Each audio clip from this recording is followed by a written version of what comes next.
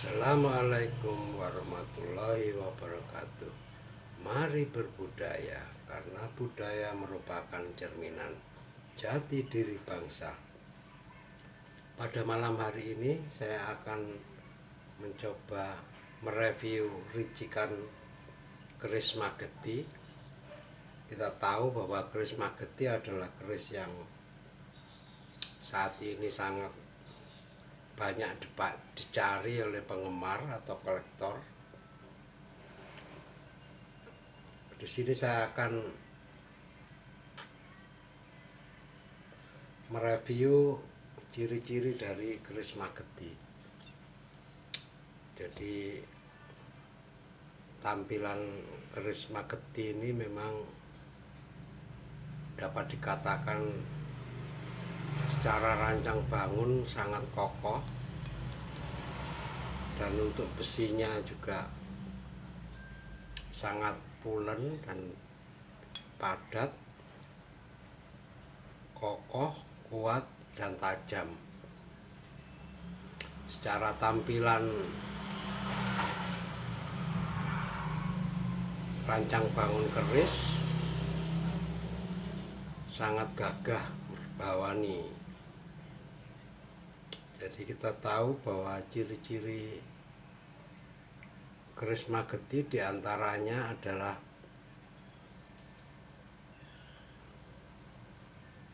pada peksi, nah ini di daerah ujungnya itu biasanya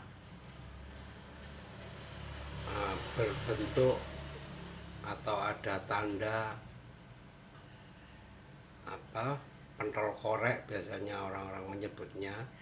Bisa juga sirah gendelo, jadi semacam sirah atau kepala dari hewan capung itu. Atau juga ada juga yang mengatakan seperti kuduk cengkeh. Jadi bakal bunga cengkeh itu. Bakal bunga cengkeh.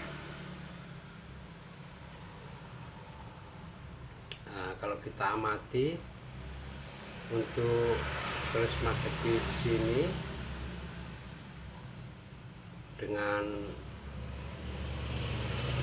ricikan ini ada odo-odo atau tulangan. Kalau saya bicara odo-odo ini tulangan. Pada dua sisi ada odo-odo atau tulangan. Kemudian ada pecetan, jadi ini darah pecetan. Kemudian ada tikel alis, jadi ini tikel alis, darah sini tikel alis. Kemudian terdapat keruingan, ini keruingan secara samar tapi kelihatan sebenarnya. Keruingan, ada serawaian. Kemudian untuk gerenengnya, untuk konjonya berbentuk lurus.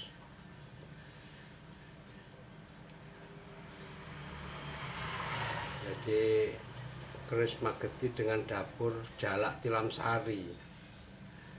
Ya mungkin bisa dikoreksi kalau saya salah dalam penyebutan. Untuk dapur dari keris ini, kalau kita lihat dari rancang bangun bilah itu ada sini darah pangkal di atas sorsoran ini mengecil, kemudian membesar, kemudian mengecil lagi. Jadi biasanya orang menyebutnya kontur daun pohung itu ketela pohon. gembung daun pohung atau gembung daun ketela pohon ya, atau kaspe, atau biasanya dipakai untuk tepung maizena itu ya, tepung maizena ya, untuk dari ubi. Nah, kalau kita lihat di sini, walaupun belum diwarangi, tapi bakal dari keluarnya pamor bisa kita lihat pada daerah Gonjo dan Sorsoran atau Pangkal Bilah. Nah, ini. Nah, untuk keris dengan pamor yang menyambung antara Gonjo dengan Bilah, jadi ini kan kalau secara garis-garis bisa dikatakan menyambung. Itu bisa dikatakan bahwa untuk Gonjonya ini berasal dari bagian Bilah yang diambil daerah sini. Jadi sebenarnya ini utuh, kemudian baru dipotong atau diambil untuk Gonjo. Secara umum seperti itu menurut saya, karena timbulnya pamor menyambung seperti ini kalau dari proses tempa, secara logika berarti dia merupakan bagian dari Bilah dan Gonjo. Ini kita lihat pamornya ada menyambung, ada dua bagian ini sama ini ya, menyambung, hampir dipastikan menyambung. Untuk pejatannya sangat dalam. Nah, kalau dari atas kita lihat gonjonya sangat besar dan kokoh dengan tipe bawahnya itu lebar atau biasa dikatakan buntut urang. Untuk sirah cecak, gulu melet sama genduk sama sebit rontal kelihatan kokoh. Nah, ini dapat kita lihat juga antara Bilah Peksi dan Gonjo. Ini ada semacam pantek atau pasak. Ini ada pasak, jadi supaya memperkuat ikatan antara Gonjo, Peksi dan Bilah. Jadi ada dikasih pantek supaya rapat.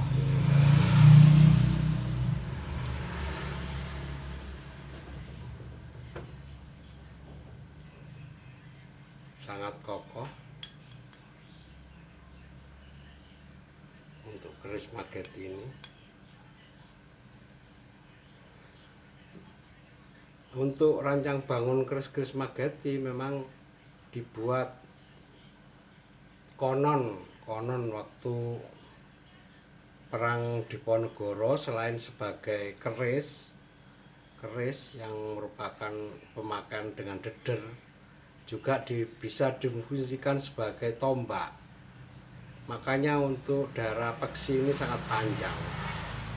Jadi selain sebagai keris, ini juga bisa berfungsi sebagai tombak.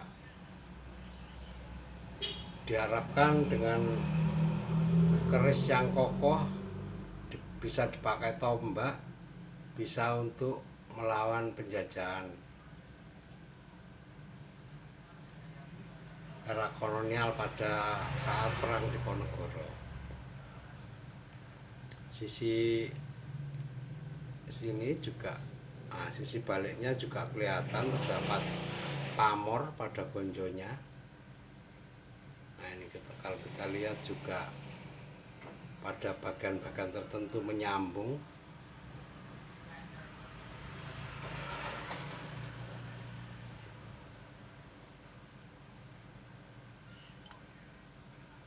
Antara bilah dan gonjo. Untuk odo-odonya juga cukup tegas, bahkan kalau dilihat dari samping dia memiliki ketinggian yang cukup signifikan terhadap bilah kiri kanannya.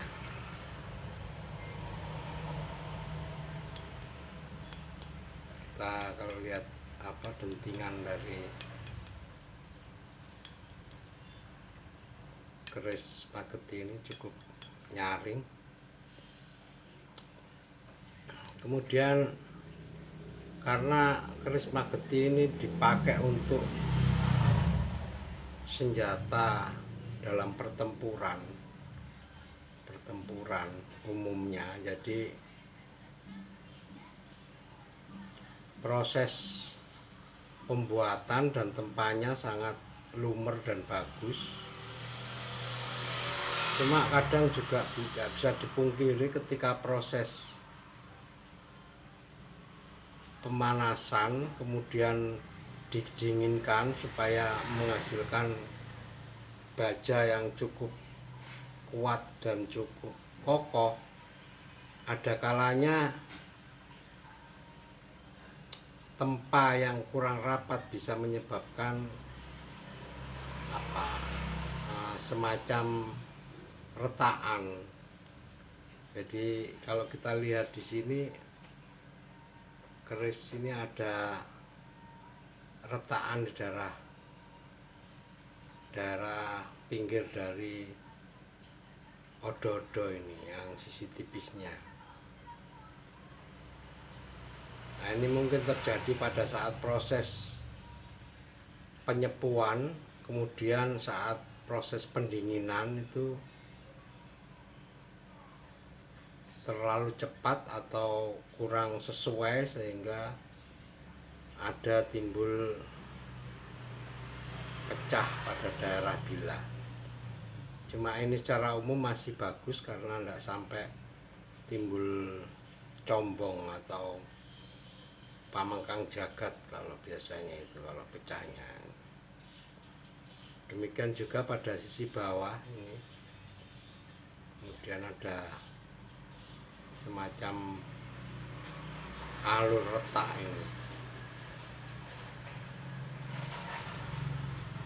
Untuk pamornya kemungkinan pamor di daerah sor-soran saja dan di atas di odo-odo, bisa jadi ini pamor tunggak semi kalau sudah diwarangi.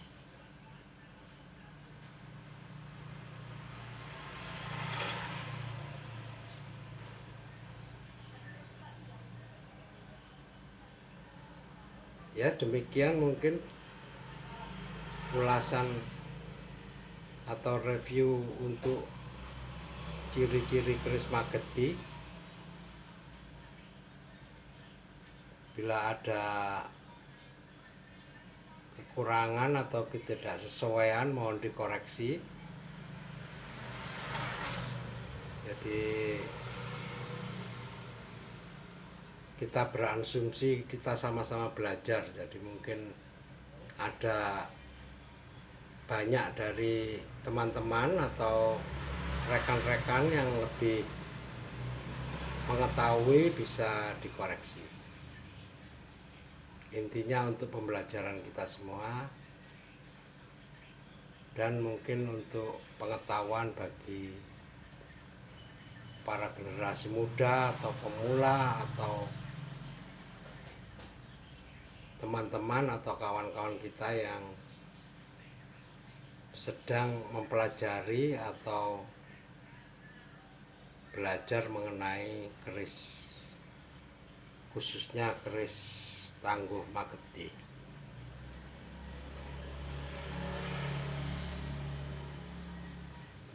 Demikian, wassalamualaikum warahmatullahi wabarakatuh.